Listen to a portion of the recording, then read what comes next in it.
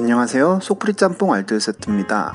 펜은 칼보다 강하다고 하는데요. 글 하나로 사람을 죽일 수도 살릴 수도 있다고 해서 옛부터 내려온 말입니다. 요즘은 인터넷의 발달로 예전보다 더욱더 글의 영향력은 커졌는데요.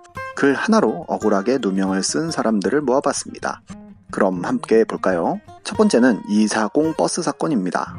2017년 어느 날 커뮤니티에는 서울 240번 버스의 운전기사가 어린아이 혼자만 먼저 내린 것을 확인하고 뒷문을 열어달라는 엄마의 요구를 무시하고 그냥 달려갔다는 글이 올라옵니다. 5살도 안 되어 보이는 여자아이가 내리고 바로 여성분이 내리려는 찰나에 뒷문이 닫히고 아기만 내리고 엄마는 못 내린 상태에서 아주머니가 울부짖으며 문을 열어달라고 하는데도 그냥 출발했고 오히려 버스기사가 큰 소리로 욕을 하기까지 했다는 내용인데요. 이 글만 보면 정말 버스기사가 사탄으로밖에 보이지 않았습니다. 이를 본 사람들이 버스 운송조합에도 목격자인 것처럼 민원글을 올리고 사람들은 분노했고 일파만파 글이 퍼지며 언론에도 엄청난 뉴스가 쏟아져 나왔는데요. 어마어마하게 많은 비난의 글이 올라오며 이미 버스기사는 마녀 사냥을 당했습니다. 그런데 그날 버스기사의 딸이라는 분이 올린 글이 올라오면서 분위기가 달라집니다. 오히려 욕을 한 사람은 엄마이고 버스기사는 욕도 안 했으며 오히려 아이 엄마가 아이 내린 줄도 모르고 있다가 중간쯤에 내려달라고 했다는 것인데요. 실제로 버스가 정류장이 아닌 곳에 승객을 하차시키면 사고의 위험이 있어서 절대로 금지를 하고 있는 상황에서 버스기사의 대처는 아주 적절했다는 글이었습니다.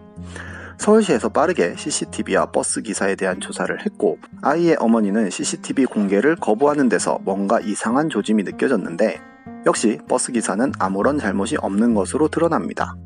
이 사건으로 버스기사는 충격을 받아서 출근을 못하다가 7일 뒤에야 복직을 했고 극단적 선택까지 생각했던 그는 최초 유포자가 경찰서를 통해 용서를 구하겠다고 했지만 용서하기 어렵다고 거절을 했고 반년여가 지난 후에 나온 후속 보도에서도 요즘도 가끔 집에서 뛰어내리고 싶은 충동에 휩싸인다고 합니다. 그리고 문제의 최초 유포자는 해명글을 올리는데 사과문이라고 보기에는 이모티콘을 남발하는 등 진심이 느껴지지 않아 더 큰 욕을 먹습니다. 그리고 아이 엄마 역시도 버스기사의 처벌을 문의하였다는 점이 밝혀지자 기사의 처벌을 바란 것이 아니라 그저 사과를 받고 싶었을 뿐이라는 인터뷰를 합니다.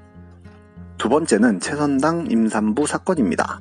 어느 날 6개월 임산부라고 밝힌 글쓴이가 최선당에 갔다가 종업원을 아줌마라고 불렀다가 말싸움이 붙어 나오는데 머리채를 잡히고 배를 걷어차였다는 글을 올립니다. 역시나 이 글 역시도 일파만파 번졌고 다음 날인 18일 오전 최선당은 바로 사과문을 내고 해당 점포는 폐업 조치를 할 것이라고 밝히는데요. 그럼에도 다음 아고라 등에서는 최선당 불매운동이 일어나는 등 점점 일이 커져갔습니다.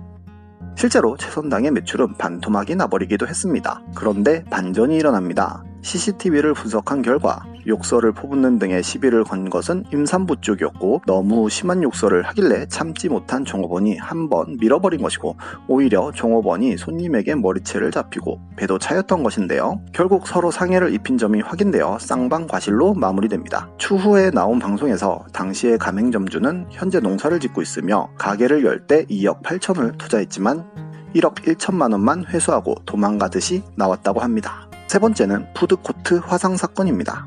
2012년 한 아이의 어머니가 가해자를 찾아달라며 글을 올립니다. 광화문의 푸드코트에서 어떤 여성 때문에 아들이 빨갛게 화상을 입었고 그 된장국을 쏟은 여성은 오히려 본인도 화상을 입었다며 연락처도 없이 자리를 떠났다는 내용인데요. 이후 글이 인터넷에 퍼지며 해당 여성에 대한 비난 여론이 일어나며 국물녀라는 별칭도 생깁니다. 그런데 경찰이 CCTV를 공개하면서 상황이 뒤집어지는데요. 누가 봐도 조용히 걸어가는 여성에게 아이가 뛰어와 부딪히고는 다른 곳으로 달려가 버린 게 포착이 된 것입니다. 그래서 그 여성은 본인도 손에 화상을 입어 화상에 대한 사과를 받아야겠다고 생각했지만 아이도 화상을 입었다길래 그냥 넘어가려고 하였으나 어머니의 글 때문에 하루아침에 테러범이 되어서 가만히 있을 수가 없어 직접 경찰에 출두하여 조사를 받기로 하였던 것입니다. 이후 어머니는 인터넷에서 몰래 댓글을 관찰하며 본문글을 점점 순화된 표현으로 수정하기도 하였으며 해명을 가장한 변명글을 올려 계속 적반하장적인 모습을 보였는데요. 외삼촌이라는 사람도 어머니를 옹호하는 글을 썼다가 거하게 욕만 먹었습니다. 이후로 이 사건에 대한 별칭은 국물녀가 아닌 박치기 소년 사건이 되어버립니다. 정말 인터넷에 글을 쓸 때는 한 번 더 생각하고 쓰는 지혜가 필요하겠습니다. 지금까지 속풀이 짬뽕 알뜰 세트였습니다.